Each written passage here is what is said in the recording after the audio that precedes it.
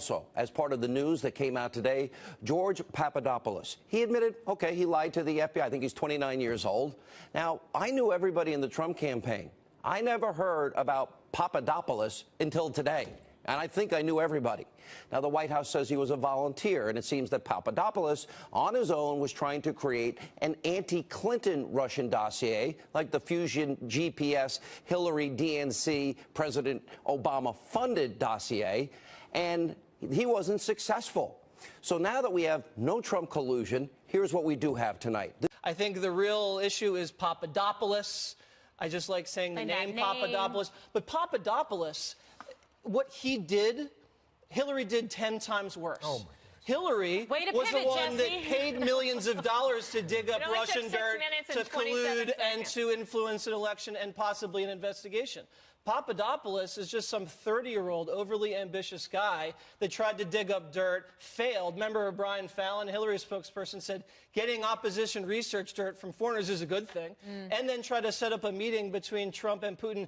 That got killed by the Trump campaign. So maybe he's cooperating now. There are some emails going back and forth. The White House provided the investigators with those emails, but now I'm hearing something like he may have been wearing a wire, which I think scares everybody in this swamp. Well, listen, if nothing else, Bill, they are consistent in their messaging. They're saying repeatedly, and I've talked to quite a few this morning, listen, nothing that happened yesterday has changed the narrative that there was no collusion between the Trump campaign and Russia, although it is important to point out the president has been talking about it. Not on camera, by the way. He's been on Twitter. Let me share for the folks at home just a little bit what the commander-in-chief is saying about it once again. The fake news is working overtime.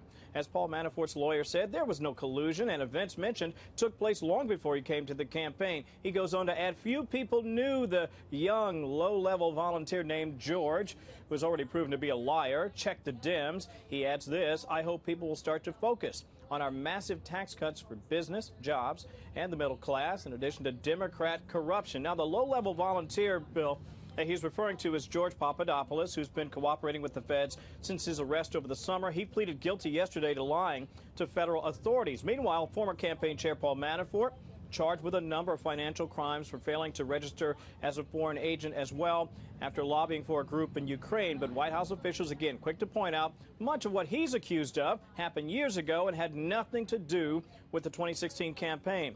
As for suggestions by the Washington Post, the White House is in panic mode. Attorney Ty Cobb telling Fox, this is farcical. The president is focused on preparations for serious diplomatic activities facing him over the next 2 weeks in Asia. Certainly that is something they would love to be talking about instead of what is happening out of the special counsel. It's a big trip with a lot on the line, too, internationally. One report yesterday said the White House was in some sort of panic mode. What are you hearing about that, and what are officials saying about that report? Let me put it to you this way. Categorically false.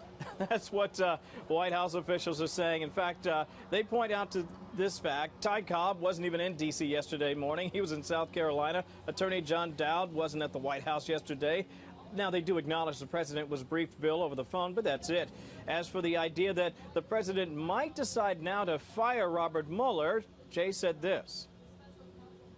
There is no conversation regarding firing Robert Mueller, and there's no basis to fire Robert Mueller on anything that we've seen. So I will say this. The president has not indicated to me or to anyone else that I work with that he has any intent on terminating Robert Mueller. And the way it would work is you could only terminate a special counsel for cause, and we just don't see any basis for cause.